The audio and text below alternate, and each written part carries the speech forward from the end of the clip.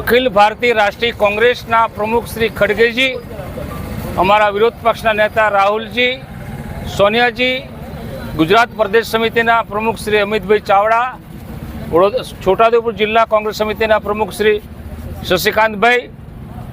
Minority સેલના પ્રમુખ અમારા ચૂંટણી સંયોજક અર્જુનભાઈ, બધાના સહકારથી આજે અમને પાર્ટીએ જે આદેશ આપ્યો છે આખા દેશમાં અને આખા રાજ્યમાં, જ્યારે વોટ ચોર ગદ્દી છોડના નારા સાથે મશાલ સરઘસ લઈને આ છોટા ઉદેપુરમાં પહેલી જ વખત આટલી મોટી રેલી થઈ, મને જે યુવાનો અને વડીલો જે સાથ સહકાર આપ્યો છે એને હું અભિનંદન પાઠવું છું અને આવનારા દિવસોમાં પણ કોંગ્રેસના કાર્યકરો પોતાનું કામ છોડીને પણ કોંગ્રેસના કામમાં જોતરાશે એવી અપેક્ષા રાખું છું। આજ રોજ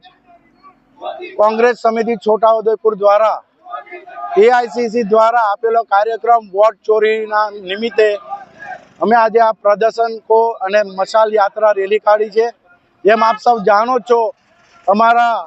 પ્રિય લોકલાડીલા નેતા એવા રાહુલ ગાંધી શ્રી જે આ મત ચોરીનો ઉજાગર કરી છે, તો એને લઈને અમારી મોદી સરકાર, ભાજપ સરકારની આ તાનાશાહી સામે એક કડકડતો જવાબ એક મશાલ રેલી દ્વારા આપવામાં આવેલો છે।